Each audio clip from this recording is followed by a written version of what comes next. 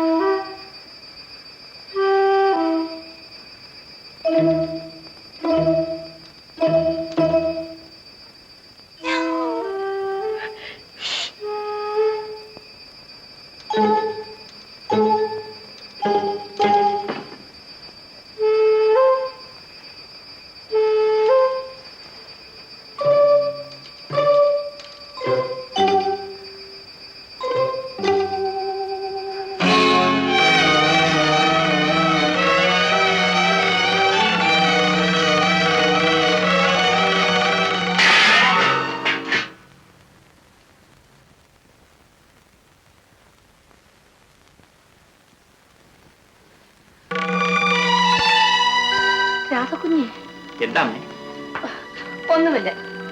ഒന്നുമില്ല. ഓഹോ, ഇതായിരുന്നു കാര്യം. പകൽ ഈ വീട്ടിൽ നിന്ന് ആഹാരം കഴിക്കാൻ കുറച്ചുള്ളവള് രാത്രി കട്ടു തിന്നുകയാണല്ലേ? ചേട്ടനൊന്നും മിണ്ടാതിരി.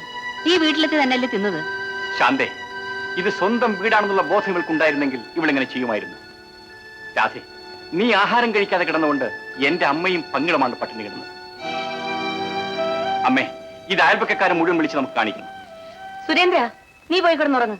ഞാൻ പോയിക്കൊള്ളാം. അമ്മേ, വിശന്നാൽ മനുഷ്യന്റെ അന്തസ്സെല്ലാം പോകുന്ന ഇപ്പൊ മനസ്സിലായില്ല. പാവപ്പെട്ടവന്റെ ചോറ് അറപ്പാണ് പോലും. പോയി കിടന്നുറങ്ങാനല്ലേ പറഞ്ഞത്?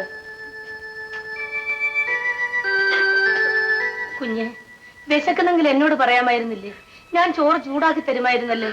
ഈ പാതിരാത്രിക്ക് പഴഞ്ചോറ് കഴിച്ച് എന്തെങ്കിലും അസുഖം വന്നാലോ? രാധേ, ഒരു 5 മിനിറ്റ് കൊണ്ട് ഞാൻ അരി വെച്ച് തരാം. വേണ്ട, എനിക്ക് നിങ്ങളുടെ ചോറും വേണ്ട, ഒന്നും വേണ്ട.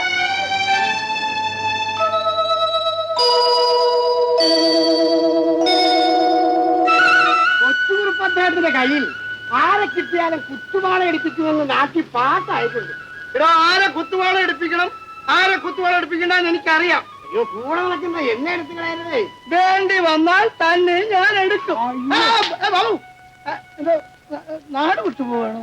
നാട് വിട്ടുപോകണം. ആര്? അല്ല, പെങ്ങൾക്ക് ഈ ഗതി വന്നതുകൊണ്ട് ആളുകൾ നാട് വിട്ടുപോകണോ എന്ന് ചോദിച്ചേ. നാട് വിട്ടു പോകുന്ന ആരെന്ന് ഞാൻ കാണിച്ചു തരാം. അതെ, പെങ്ങളുടെ കഴുത്തിൽ മുഖം വെച്ചൊഴുവെന്ന് വെച്ചാൽ ശപഥം ചെയ്തിട്ടുണ്ടെന്ന് കേട്ടു. അങ്ങനെ വീഴും, അവന്റെ തന്ത വീഴും. കുഞ്ഞെന്തിനാ ഈ മീശയും വെച്ചോണ്ട് നടക്കുന്നത്? ഇതോ മാച്ചനായരെ, ഇത് ഒട്ടുമീശയൊന്നും അല്ല. എന്റെ പെങ്ങളുടെ ജീവിതം നശിപ്പിച്ചില്ലേ തെണ്ടി. അവന് വലിയൊരു പെങ്ങള്. ഇങ്ങോട്ട് നിന്ന് അവയെ നാണയം തന്നെ ഞാൻ തിരിച്ചു കൊടുക്കും. താൻ നോക്കിക്കോ. അതാണ് ഒരു ഏഷണി ഉണ്ടാക്കിയിട്ടല്ല നടന്നോ.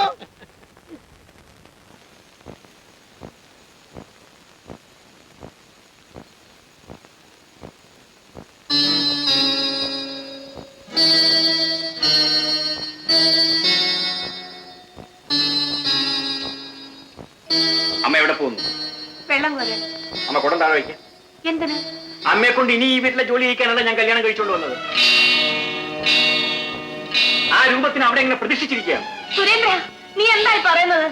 രാധക്കുഞ്ഞ് ഏത് കുടുംബത്തിലാണ് ജനിച്ചതെന്ന് നീ മറക്കരുതേ. അയ്യോ, കുഞ്ഞോ? എവിടത്തെ കുഞ്ഞ്? അവളെന്റെ ഭാര്യയാണ്. അമ്മ എന്തൊരു ആവശ്യമില്ലാതെ അവളെങ്ങനെ ബഹുമാനിക്കുന്നത്? മര്യാദ കഴിഞ്ഞിട്ട് ഇവിടുത്തെ ജോലി ചെയ്യാൻ പറ. ഇവിടുത്തെ ജോലി ഞങ്ങൾ ചെയ്തോളാം. ചേട്ടൻ എന്തിനാ വെറുതെ വഴക്കുണ്ടാക്കുന്നത്? ഇത് വഴക്കാണോ? എനിക്ക് ചിലരൊക്കെ മനസ്സിലാക്കി എടുക്കേണ്ട കാര്യമുണ്ട്. രാധേ, ഇവിടെ വരൂ. മോനെ. അമ്മ ചുമ്മാ ഇരിക്കമ്മേ. എടി, ഇവിടെ വരാനാ പറഞ്ഞത്. എടി, ഇവിടെ വരാൻ. അമ്മേ, ആ കുടം അങ്ങോട്ട് കൊടുക്കാൻ. മോനെ, അങ്ങോട്ട് കൊടുക്കമ്മേ. ദോ, പിടിക്കടി. എടി, കുടം പിടിക്കാൻ. ആ മടക്കപ്പുറത്തുള്ള കുളം നീ കണ്ടിട്ടില്ലേ? ആ കുളത്തിലെ വെള്ളമാണ് ഞാൻ കുടിക്കുന്നത്. പോയി ഇവിടെ വെള്ളം കുടിക്കൊണ്ടോ. അപ്പോ ചെല്ലേ. അമ്മേ, പെണ്ണായാൽ വീട്ടിലെ എല്ലാ ജോലിയും പഠിച്ചിട്ടുണ്ടെന്ന് അമ്മയല്ലേ എന്നെ പറഞ്ഞ് മനസ്സിലാക്കിയിട്ടുള്ളത്? പക്ഷേ രാധകുഞ്ഞ്. അയ്യോ, ദാ പിന്നെയും വരുന്നു കുഞ്ഞ്. അമ്മേ, വലിയ ബഹുമാനമൊന്നും വേണ്ട, അവളും പെണ്ണാണ്. അല്ലേ, രാധകുഞ്ഞ് വീട്ടിൽ ജോലി ചെയ്യാൻ തുടങ്ങിയോ? വളരെ സന്തോഷം. പെണ്ണുങ്ങളാ എങ്ങനെയാ വേണ്ട. അയ്യോ, എന്റെ പൊന്നുമോളെ, നീ വെള്ളം കോരണ്ട, ആ കുടവിഞ്ഞതാ. വേണ്ട, ഞാൻ കോരിക്കോളാം. സുരേന്ദ്രൻ ഒരു പ്രത്യേക സ്വഭാവക്കാരനാ. അവൻ പറഞ്ഞതൊന്നും എന്റെ മോള് കണക്കാക്കണം. വേണ്ട വേണ്ട, നിങ്ങൾ എല്ലാവരും കൂടി എന്നെ അപമാനിക്കുകയാണ്.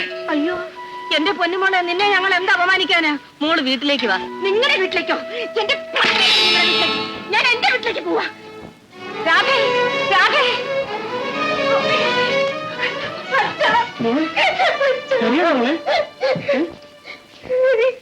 രാധേ, നീ ആരുടെ കൂടെയാ വന്നത്? ഞാൻ അവിടുന്ന് ഇറങ്ങിപ്പോന്നതല്ലേ.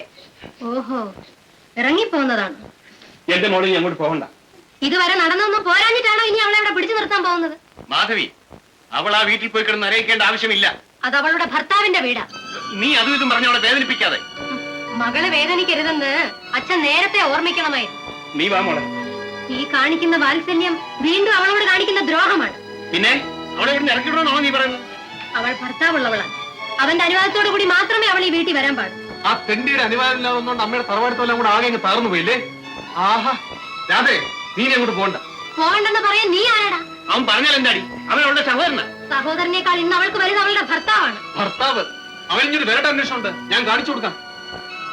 നീ വാടി മോളെ.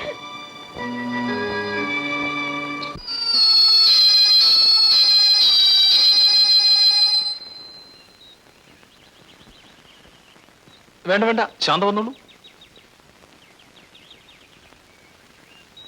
സൂക്ഷിച്ച്.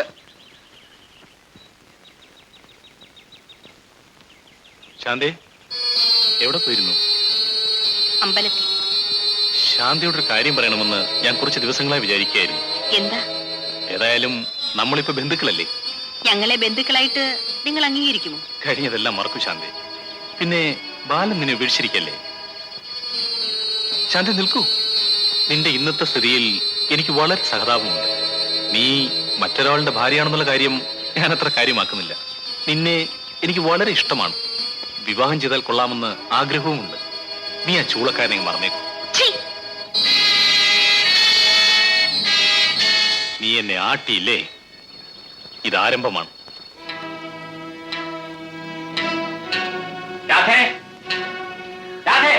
എന്തുവേണം? ഞാൻ എന്റെ ഭാര്യയോട് സംസാരിക്കാൻ വന്നതാണ്. അവൾ കുടവും തല്ലിപ്പൊട്ടിച്ച് എന്റെ അമ്മയെ ധിക്കരിച്ചുകൊണ്ടാണ് ഇങ്ങോട്ട് വന്നിരിക്കുന്നത്. അവളിനി നിന്റെ വീട്ടിലേക്ക് വരില്ല. വേണമെന്നില്ല, ഞാൻ ക്ഷണിക്കാനുമല്ല വന്നിരിക്കുന്നത്. പിന്നെ ഞാനൊരു താലി അവളുടെ കഴുത്തിൽ കെട്ടിയിട്ടുണ്ട്. അത് അഴിച്ച് ആരുടെങ്കിലും കയ്യിൽ കൊടുത്തേക്കാൻ അവളോട് പറയണം. മാലേ, ദേ മാലേ. എന്താ കുഞ്ഞെ? മാലേ, നീ ബാലേട്ടനെ കാണാറുണ്ടോ? ഉണ്ടല്ലോ, ഇന്നലെയും കണ്ട്. എന്ത് പറയാനാ മാലേ, വീട്ടിലെനിക്ക് രണ്ടാം കല്യാണത്തിന് ആലോചന നടത്തുന്നു. ബാലൻ കുഞ്ഞുമായിട്ടുള്ള ബന്ധം തീർക്കാതെ എങ്ങനെ ഇനി ഒരു കാര്യം നടത്തുന്നത്? ഞങ്ങൾ തമ്മിലുള്ള ബന്ധം തീർത്താലും തീരുകില്ല മാലേ. ആരൊക്കെ വെറുത്താലും ഞാൻ അദ്ദേഹത്തെ വെറുക്കില്ല. ആളൊരു ചൂടിനാണെങ്കിലും നല്ലവനാ. ബാലേട്ടന്റെ മനസ്സൊന്ന് മാറിക്കിട്ടാനാ ഞാൻ ദിവസവും അമ്പലത്തിൽ പോകുന്നത്. കുഞ്ഞ് സമാധാനപ്പെടും. ഈ പിണക്കൊക്കെ മാറും. ബാലൻ കുഞ്ഞൊന്ന് കുഞ്ഞിനെ വിളിച്ചോണ്ട് പോവുകയും ചെയ്യും. ഞാൻ പോട്ടെ.